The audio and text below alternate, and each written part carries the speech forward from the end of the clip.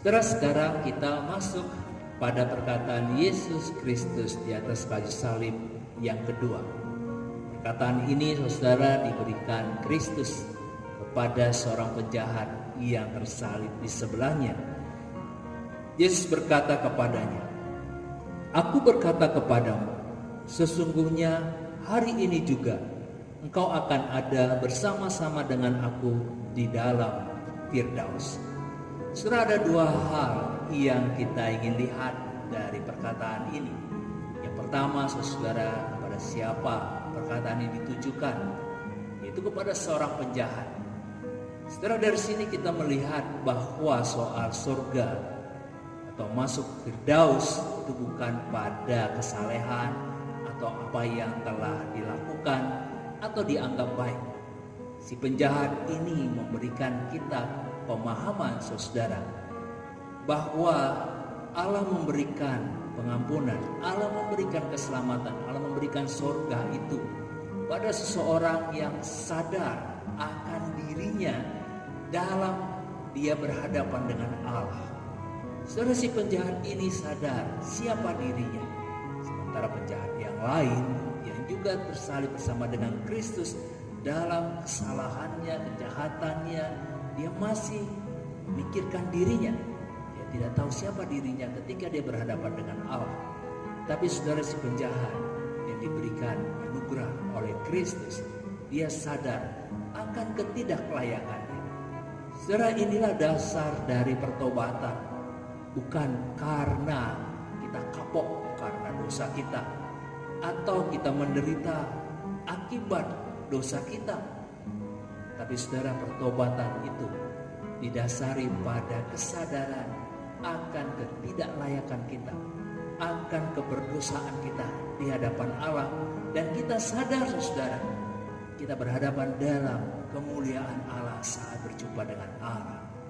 Saudara, Kristus memberikan pengampunan dan menerima si penjahat itu bukan karena apa yang telah dia lakukan, tapi saudara, karena Yesus tahu keyakinannya, kesadaran dirinya ketika dia berhadapan dengan Allah dan mengakui Kristus sebagai Allah.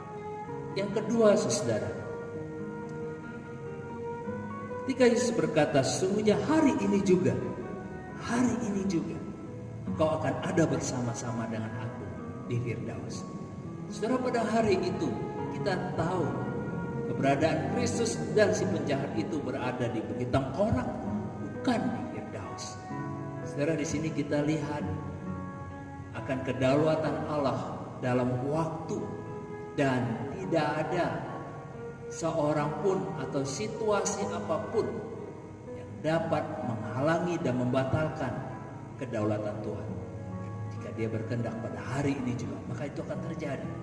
Termasuk juga saudara, dalam pandemi COVID-19 ini, kalaupun ini terjadi pada saat ini dalam kehidupan kita, saudara, mari kita lihat ini sebagai kedaulatan Allah. Bukan karena musibah, bukan karena berkata dunia ini sudah hancur begitu rupa, tapi saudara, mari kita lihat ketaatan kita pada kedaulatan Allah. Dan Kristus berkata kepada si penjahat, hari ini juga tidak ada seorang pun atau alasan apapun yang dapat mengganggu gugat ketika kehendak Allah itu diberikan kepadanya. Nah, saudara, dikatakan pada hari ini juga engkau akan ada bersama-sama dengan aku di dalam Firdaus.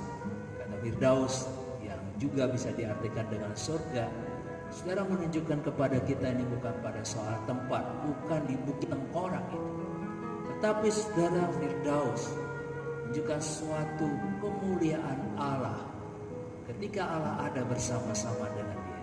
Yang kemuliaan Allah itu diberikan, dan Kristus memberikan kemuliaan Allah itu kepada si penjahat, dan dia menjadi manusia yang mendapatkan anugerah dalam kemuliaan Allah.